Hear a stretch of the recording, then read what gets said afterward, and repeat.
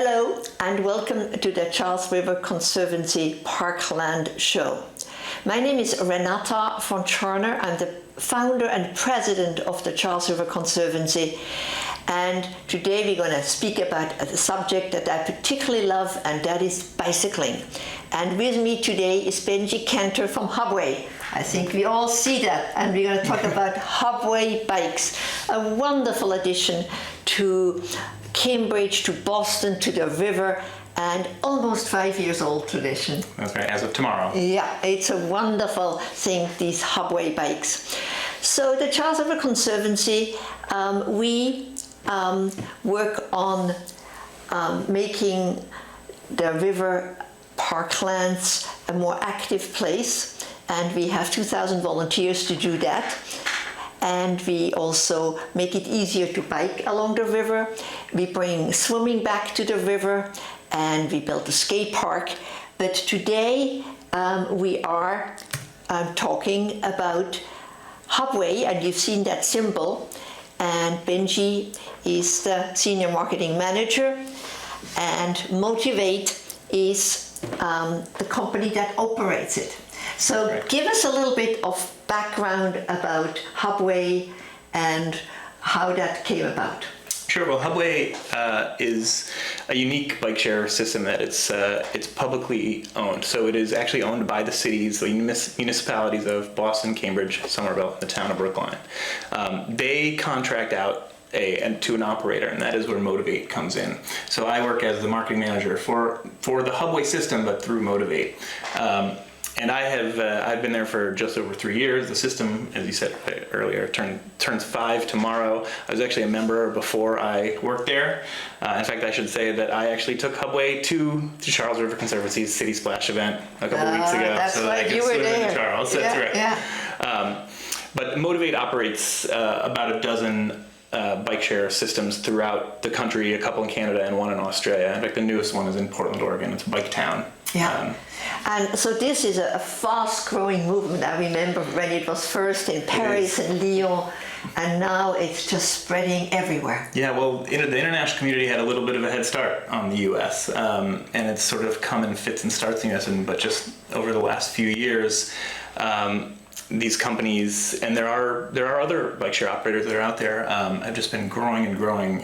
Some operating and conducting business for huge, large markets like in New York and Chicago and San Francisco and Portland and Boston, which is what Motivate does, and then some in smaller communities, and even for private entities or for university systems that are just wholly contained within New York. So if somebody is not familiar with the term Hubway and is not familiar, how would you describe it as being different from just renting a bike from your local bike dealer? Well, sure. The hub, Boston area is often known as the hub. It's the hub of the universe, so I think that's where the name came from. Although that predated my time there. I remember when Hubway when people were asked what name would be appropriate. Yeah. There was a questionnaire. Yeah, so that one stuck, and it's sort of like the Facebook was originally called The Facebook, so the Hubway is our website instead of just Hubway. So it's thehubway.com. The Hubway, all right. Information. And I mention that because as part of our 5th birthday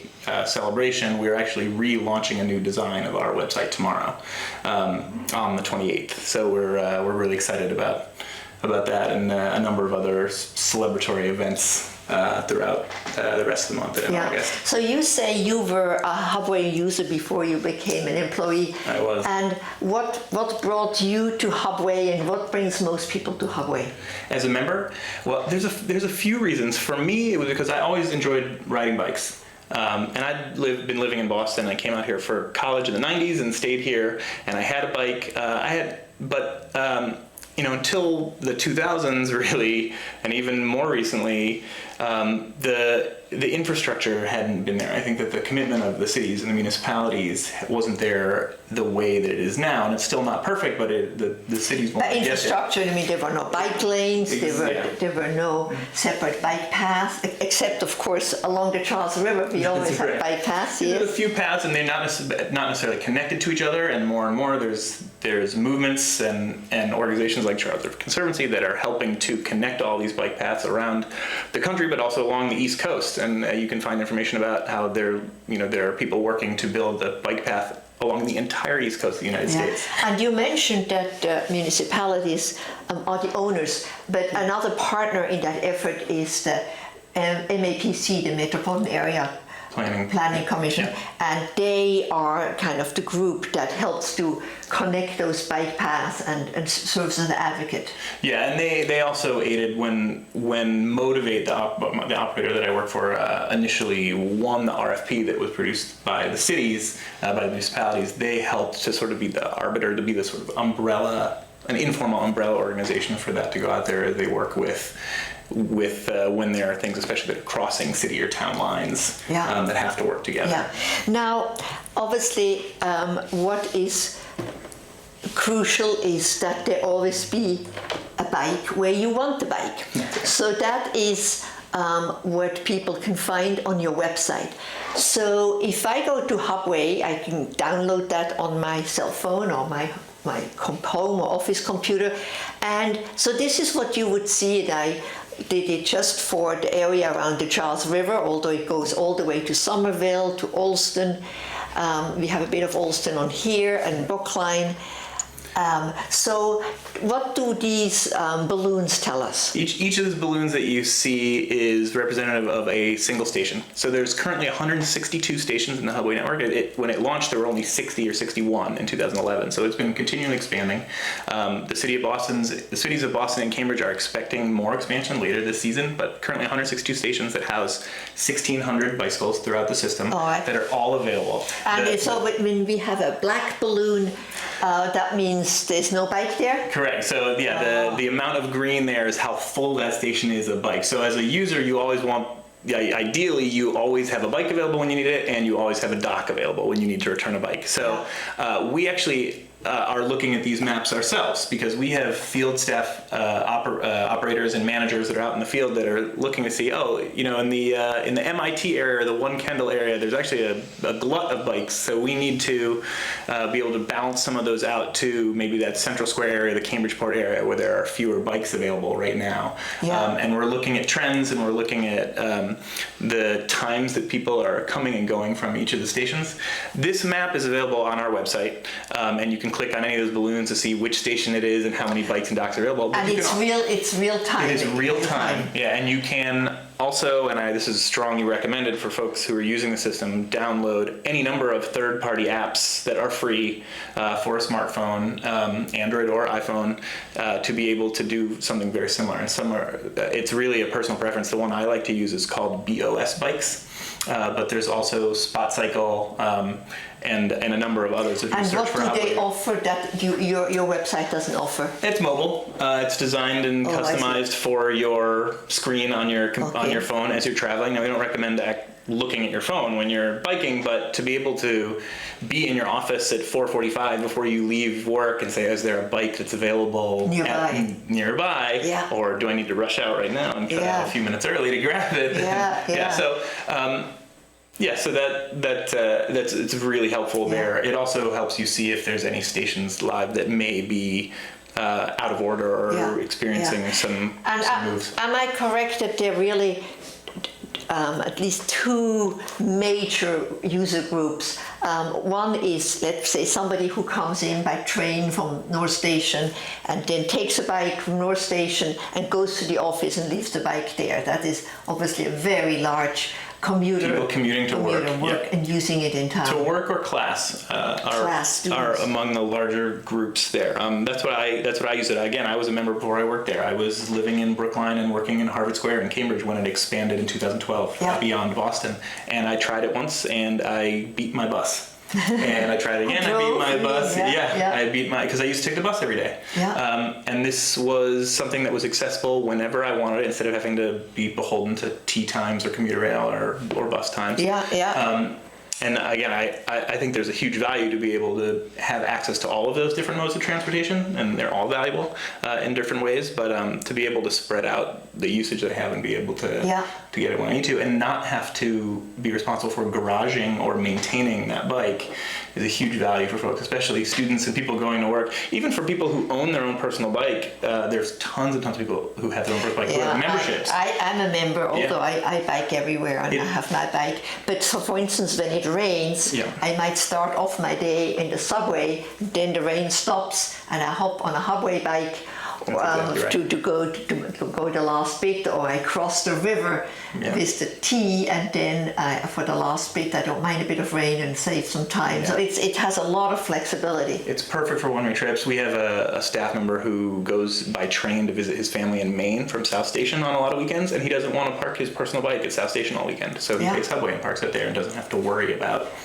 someone stealing it or any vandalism. Yeah. So let's look at some of the stations. Here's a beautiful one. It's what a great picture. Look at all these will be all green, all full up, which you don't really want the stations to be all full, because that means somebody arriving here wouldn't have a place to park, because you do always, as a bike is either in use or parked. It's not something you ever have in any of the other places. Right, and it's a finite number of bikes and a finite number of docks. So, if they're all being used, then you may have trouble finding them. And we're working hard again to distribute those and to add more stations and add more docks as the cities and town want to do that. So we're also pre-balancing too. So if we know, for instance, that in the morning people are going to be arriving by train to North Station and taking those bikes out, I believe that's the station right in front of the Boston Public Library. If we know that there's going to be a lot of people leaving from the Boston Public Library at 10 in the morning, we will try to fill those up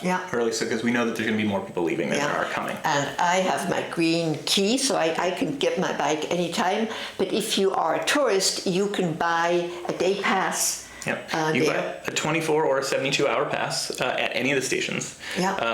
And it is $6 at this point for a 24-hour pass, $12, so you sort of 2 for or 3 for the price of 2 if you get a 72-hour pass. And what that gets you is the same that members get, which is unlimited rides up to 30 minutes in duration. That means after you've ridden close to 30 minutes, you need to find a place to put your bike in and take another one. Yeah, and you're not going to get in trouble other than that there will be additional usage fees. So it's more like renting a bike. So you're more than welcome to take longer joy rides over 30 minutes, but there will be additional charges beyond that $6 or $12. Yeah. I think we see here one of the sponsors, New Balance. They help to sponsor the system, but there are many other donors and mostly businesses. And in Cambridge, list some of the businesses in Cambridge that have built stations kind of mostly near their in Cambridge companies. There's a number of station donors that include EF, Google, Harvard, Lesley, MIT, Cambridge Side Galleria, and then there's a number of sponsors also throughout the rest of the system. Biomed Realty, and Now, this bike obviously looks very different than bikes that we normally see on the road. Describe of how different that bike is. Yeah, well, there's one thing that is often seen in some personal bikes, but not all, which is a step-through frame, which means the frame dips down instead of having a crossbar across. We call that a lady's bike? Yeah, a lot of people do call it a lady's bike. I like that. We have seen it, but you know what? I'm a tall, unflexible person, and I love the step-through frame. So I'm happy to ride the lady's bike. Good. It's a more gender neutral there. So that's one feature, but also the lights are automatic in the rear and the front, and they're pedal powered, and they keep a charge. So even if you're stopped at a red light, those lights will continue to flicker and those lights will continue to work. There's 3 speeds. And you have a flexible saddle, so it fits pretty much anything from a child to a tall adult. Yeah, although I should mention that you have to be 16 years old to ride. Okay, thank you. But so there's a 10 to 11 inch variable there in the seat that you have the opportunity to customize. There's a basket in the front that with a bungee cord that you can use to carry your groceries or your bag. Some people, I prefer to carry a backpack on my back just because I like the way that the weight feels, but some people like it in the front. And then there's a newer design, which is hard to tell if you're just looking at it side by side, but up close, some of the newer bikes in the system that are coming with the newer stations have also a hole in the seat so that the water doesn't puddle if it rains. Yeah. They have broader fenders so that there's a little bit less splashback when you're riding in mud or after rain or something like that. But I think, you see a lot of the Hubway bikes along the river, and it is, of course, the perfect place to ride Hubway bikes for tourists or for people go to work. Yeah, this is one of my favorite photos. We had a fall photo shoot a year or two ago, and you can see that. This is the dock right on the upside of the Fiedler Bridge on the Dudley bike path. Yeah. And it is just, you can't beat that. Can't beat that. Feeling of no, look at that. Look at the foliage here. Just wonderful. Yeah. People really loving it. Now you also another Esplanade shop, just perfect. One thing I should mention about the sort of build of the bicycle, and the thing that is going to be most noticeable for people, especially who ride their own personal bike, is that it's heavy. It's close to 40 pounds, and it is built like that on purpose. They are slow and steady, and they are designed for people of all bike skill levels. Yeah. But also is primarily ridden by people who know how to ride. There have been some people who have learned how to ride on Hubway, but I think for the most part, we tell people who all the time, like, I don't know if I want to ride bike share Hubway because I haven't ridden in 10 years. And the answer for that is the same you hear about bikes all the time. It's just like riding a bike, right? You just get on and it comes to you. But we are, of course, concerned with safety and getting word out about the best ways to do signaling and be wary of other riders and other pedestrians and cars, of course. But these bikes are built to be recognizable. They have their own brand. It's designed for people who are also used to driving, so that there are more people on the streets now who are driving who are aware of bikes. Oh yes, and I've seen in my years of riding of the number of bicyclists is increasing enormously, and it feels so much safer, and to have all the infrastructure with lines and separate bike lanes really helps. And bike share doesn't come by itself. There has to be infrastructure, and then infrastructure increases more rides and more riders, and that means there needs to be more space and more infrastructure. So hopefully it's a productive circle and circuit, I guess, that continues to get things now forward. You have something coming up with the Red Sox, but before we get to the Red Sox, we're also close to the medical area, and you told me that doctors prescribe Hubway bikes. Describe that to us. As an extension of the Boston Bikes, the city of Boston's Boston Bikes programs subsidized memberships for low-income riders. We also have a partnership with doctors at Boston Medical Center who can now, as about a year and a half ago, prescribe $5 annual memberships to their patients who are either low income or who they feel need additional exercise. To help them with whatever ails them. And that has been a great program, both for riders and just from promotion in general. I mean, publicity, it was the first program of its kind in the country and maybe the world. And it's, if you would buy a bike, I mean, you are at least $300, and then you have maintenance fees. It's a big expense, and that's a great way to become comfortable in riding. And bike share is traditionally also a gateway drug to your gateway vehicle to your own personal bike. I now own my own personal bike because there are some things, as you get stronger and stronger riding and more familiar, there are some things that you like customized about. You might want something with a different kind of basket, or you might want something with a mirror on the side, and you're not able to customize all Hubway bikes that way. But that I still maintain my Hubway membership for those times that I'm in the city. Good. So tell us about what your plans are for the Red Sox, that you can bring a Hubway bike to the Red Sox game. Sure. Well, we are celebrating tomorrow our 5th anniversary. So it has been exactly 5 years since the Boston Mayor Tom Menino at the time launched Hubway in the city, and we are doing a number of 5th birthday celebrations starting on August 4th. Where we'll be doing pop-up valet in various locations around the system, and we'll be announcing those tomorrow, those locations, and I encourage you to go to thehubway.com to sign up for those emails. So that means you don't need an established Hubway stop station. You can just bring the bike there, and somebody will. We will be at the stations, but we'll be guaranteeing docks. So we have space adjacent to that if there's overflow, and we have rebalancers on hand and ambassadors who will be at the stations. Beginning on August 9th, to formally launch our 6th year of operations, we will be launching our Hubway at Fenway August promotion, which is a valet at the Yawkey and Boylston Hubway stop for anyone going to the Red Sox games or passing by. Guaranteed docks at that station in conjunction with Mass Bike, who's helping us with some of that valet. So if you're going to the game, any home game in August, come to find us at Yawkey and Boylston and take Hubway. There will be a guaranteed dock waiting for you there. And actually on the 9th, we actually will have free t-shirts for you, and we will have an opportunity to win a $100 gift certificate from New Balance and a few other goodies. Wonderful, wonderful. Now, I have some very impressive numbers of, you started in 2011 and we're now in 2016. So these numbers are almost a year old. So you started with 3,000 members. You're now at 13,000 members. Very impressive growth. Actually, just about 14,200 as of today. Wonderful. And you told me that the total trips are now almost 1.5 million. So yeah, so about 1.4 million in the last 12 months. Each of these that you're looking at the screen now are all for the calendar year. But in the past 12 months, exactly about 1.4 million. We riders hit their 4 millionth ride in April, and and it's already been 500,000 rides since then. So we're expecting Hubway's 5 millionth ride to take place sometime later this year, likely in October, possibly earlier. Yeah. So the annual members are people who probably live here, and then the casual passes are probably mostly tourists. Yeah, the members aren't necessarily residents of the city, the operating cities. They could be from outside the city and commuting in. Or students who are here for part of the year. But yeah, those casual passes are likely either people who are trying it for the first time.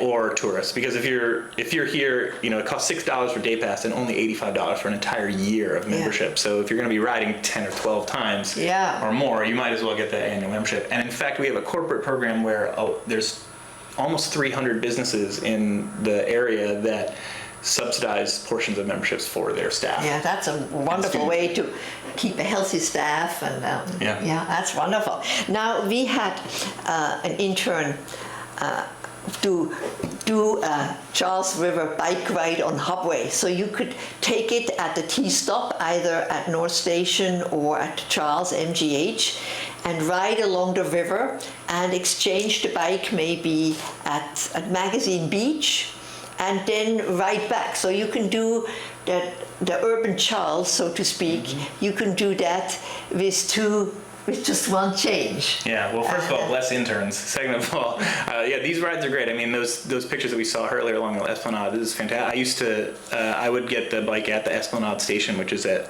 Arlington and Beacon, which is the opposite side of the Fiedler Bridge from the Esplanade. And I would take that across the river and even go over to Harvard Square, and I could do that in the morning and grab lunch in Harvard Square and then get back on the bike and continue along that bike path. Yeah. Well, it's a wonderful system. One thing we haven't addressed is you also have some helmet dispensing machines.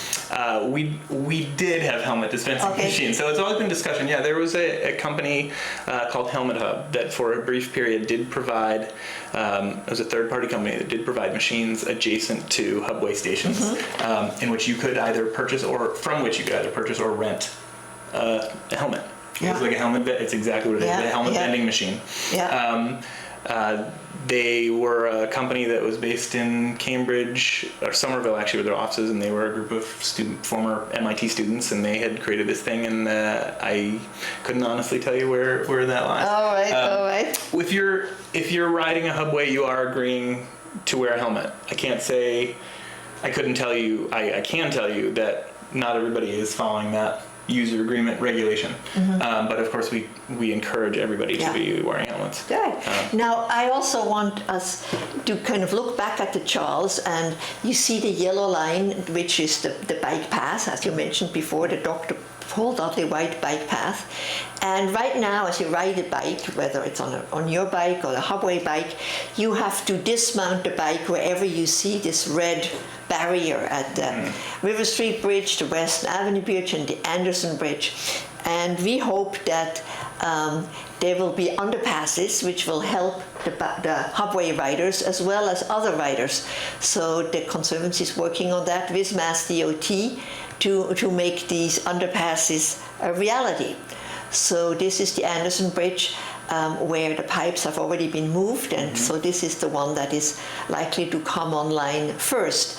And I know we discussed that with Nicole Friedman when she was involved with the City of Boston and with the organization like Mass Bike that you work with on a regular basis. And with the City of Cambridge, we got a lot of support for that effort. Yeah. So we only have a few minutes left, so I want to make sure that people know how they can find you. This is your website, and I hope you will have a great celebration. And I know you will have, this is only going to grow, this Hubway. So I want to thank you for coming today. And my pleasure. Keep up the wonderful Hubway work. And we are signing off soon. So all we go is back on our Hubway bikes and enjoy the Charles River. Yeah, visit us at thehubway.com and let us know your feedback. We're excited about the new website tomorrow and our 5th anniversary, so thank you so much for having me. Well, it's wonderful. And Hubways are great. We're fans of the Conservancy too. Good.